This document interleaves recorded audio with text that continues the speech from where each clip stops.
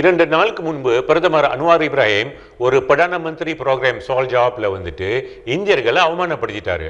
அவர் என்ன சொன்னார்னா, அவர் மலாய் பூமி புத்திராவுக்கு சேரனால இந்தியர்களுக்கு மலாய்க்காரர்கள் மேல கோபமும் பொறாமையும் வருதுன்னு அவர் சொல்றாரு. இப்படிப்பட்ட ஒரு ஸ்டேட்மெண்ட் ஒரு பிரதமர் மந்திரி எல்லா டிவி ஸ்டேஷனுக்கும் பப்ளிக்கா போய் சொல்லலாமா?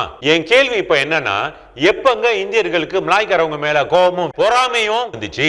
எங்கேயாவது மலாய்க்காரர் மீது நம்ம போராட்டம் செஞ்சிருக்கோமா? நம்ம இவ்வளவு நாளா செஞ்ச போராட்டம் அரசாங்கத்துக்கு எதிர்பார்த்தா நம்ம போராட்டம் செஞ்சிருக்கோம். மலாய்க்காரவங்க மேல நம்ம போராட்டம் செஞ்சது கிடையாது. மலாய்க்காரவங்க மேல நம்மளுக்கு எந்த கோபமும் கிடையாது, பொறாமையும் கிடையாது. இந்த உண்மை பிரதமர் அன்வார் இப்ராஹிமுக்கு தெரியாதா? அல்லது மலாய்க்காரவங்க மத்தியில நம்ம மேல ஒரு கோபமும் வெறுப்பும் வரணும்னு சொல்லி வேறுபடு செய்யறாரா? அவர் சொன்ன ஸ்டேட்மெண்ட் நம்ம நாட்டில் வாழ்கின்ற பல இன மக்கள் மத்தியில நிச்சயமா கோபமும் வெறுப்பும் வரும். உண்மையிலே பிரதமரோட பிரச்சனை என்னன்னா, இந்த நாட்டுல மலாய்க்காரவங்க மத்தியில பிரதமர் அன்வார் இப்ராஹிம் ஒரு மலாய் தலைவரா அவங்க ஏத்துக்கல. ஏன்னா 20 வருஷமா இவர் இந்தியர்களையும் சீன சப்போர்ட்டையும் வச்சுதான் இவர் ஜெயிச்சுக்கிட்டு இருக்கிறாரு. வரக்கூடிய கேகேபி இடைத்தேர்தல்ல பக்கத்தானுக்கு 60 விழுக்காடு மலாய் ஓட்டு கிடைக்கலன்னு சொன்னா பிரதமர் அன்வார் மீது பல எதிர்ப்பு வரும். பிரதமர் பதவியில இருந்து அவரு ராஜினாமா செய்யணும்னு சொல்லி ஒரு பெரிய அலையே வரும். இந்த அலையை தடுக்கத்தான் இந்தியர்களை ஒரு பகுடுகாயா பாவிச்சுக்கிட்டு மலாய்க்காரவங்க மத்தியில நம்ம மேல ஒரு வெறுப்பு அவர் உண்டாக்குறாரு. அவருக்கு மலாய்க்காரவங்க ஓட்டு வேணும்னா பல வழி இருக்கு. ஆனா இந்தியர்களும் மலாய்க்காரவங்களும் சண்டை போடுற மாதிரி ஒரு ஸ்டேட்மெண்ட் சொல்லி நமக்குள்ள ஒரு பிரச்சனையை உருவாக்க கூடாது. அவர் தொடர்ந்து என்ன சொல்லிட்டு இருக்காருன்னா, இந்திய சமுதாயத்துக்கு அவர் நிறைய செய்யறாருன்னு. நல்லா பாத்தீங்கன்னா இப்ப அரசாங்கம் செய்யறதெல்லாம் நான் மந்திரியா இருக்கும் பொழுது அந்த 2 வருஷத்துல நான் என்ன செஞ்சனோ அதை தான் செஞ்சுட்டு இருக்காங்க. வேற ஒன்னும் எக்ஸ்ட்ரா செய்யல. மித்ரா கீழ இன்னும் எவ்வளவு இருக்கு செய்ய வேண்டியது. ஆனா அந்த 2 வருஷ காலகட்டத்தில் நான் பிளான் எல்லாம் போட்டு வச்சுட்டு வந்தேன். இப்ப அவர் பிரதமர் ஆன பிறகு 20 வருஷமா அவர் என்ன சொல்லிட்டு வராரு? இந்தியர்கள் நான் செய்வேன் சொல்லிட்டு வராரு. இப்ப மித்ரா அவரு கீழே தானே இருக்கு, அவர் பொறுப்புல தானே இருக்கு. அப்ப அவர் பல நடவடிக்கை எடுத்து இந்த மித்ராவை எப்படி இன்னும் ஸ்ட்ராங்கா ஆக்கணும்னு சொல்லி அவர் பிளான் பண்ணணும். இது வரைக்கும் நம்ம சமுதாயத்துக்கு அவர் எந்த பிளானும் போட்டதில்லை.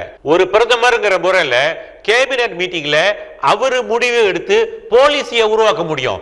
அந்த பாலிசி உருவாக்குனா தான் பல மாற்றங்கள் அரசாங்கத்தில் நடக்கும். ஒரு உதாரணத்துக்கு வேலை வாய்ப்புகள், அரசாங்கத்தில் உள்ள வேலை வாய்ப்புகள் நம்மளுக்கு அதிகமா கிடைக்கும். அதே சமயத்தில் ப்ரொமோஷனும் வரும். கல்வியிலையும் நம்மளுக்கு பல வாய்ப்புகள் இருக்கும். யூனிவர்சிட்டி இன்டேக்கை நம்ம இன்க்ரீஸ் பண்ணலாம், மெட்ரிகுலேஷன் கோட்டாவையும் நம்ம இன்க்ரீஸ் பண்ணலாம். ஆனா இப்ப அவர் என்ன செய்யறாருன்னா, ஏற்கனவே உள்ள கோட்டாவை அவர் இன்னும் குறைக்கிறாரு.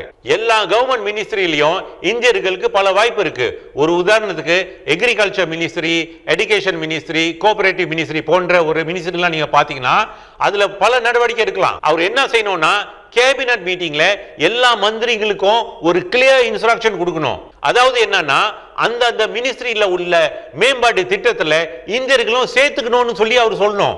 அதே வேளையில ஹோம் மினிஸ்ட்ரி எடுத்துங்க, நம்மளோட ஐசி பிரச்சனை இருக்கு, இன்னும் சால்வ் பண்ணாம இருக்கு. ஆனா அவங்க கதை சொல்லிட்டு இருக்காங்க. ஹோம் மினிஸ்டருக்கு ஒரு கிளியர் டைரக்ஷன் கொடுத்து யாருக்கெல்லாம் இந்தியர்களுக்கு ஐசி இல்லையோ இந்த நாட்டில் வர்றாங்களோ அவங்களுக்கு ஆட்டோமேட்டிக்கா கொடுங்கன்னு சொல்லி ஒரு கிளியர் டைரக்ஷன் சொல்லணும். இந்த மாதிரி ஒரு பாலிசி டிசிஷன் சொன்னாதான் இந்தியர்கள் மத்தியில மாற்றம் நடக்கணும். மித்ராலேயே இன்னும் நிறைய செய்ய வேண்டியது இருக்கு. தமிழ் ஸ்கூல்ல எடுத்துங்க, இத்தனை மில்லியன் பெருந்தொகை இருக்கு, அத்தனை மில்லியன் பெருந்தொகை இருக்குன்னு. ஆனா இது வரைக்கும் அந்த பெருந்தொகைலாம் எங்க போனிச்சு, எந்த ஸ்கூலுக்கு செஞ்சாங்கங்கிற தகவல் யாருக்கிட்டையும் கிடையாது. அறிக்கை மேல அறிக்கை தான் கொடுத்துக்கிட்டு இருக்காங்க, தமிழ் ஸ்கூலுக்கு நம்ம செய்யறோம் அப்படின்னு. ஆனா அங்க உண்மையிலே இந்த பணம் போய் சேர்ந்துச்சாங்கிறது யாருக்கும் இன்னும் தகவல் தெரியாம இருக்கு. ஜனவரியில ஒரு பொங்கல் நிகழ்ச்சியில போயிட்டு இந்தியர்கள் நீங்க என்கிட்ட ஒன்னும் கேட்காதீங்க, ஏன்னா நான் உங்களுக்கு கொடுத்தேன்னு சொன்னா மலாய்க்காரவங்க என் மேல கோவப்படுவாங்கன்னு சொன்னாரு.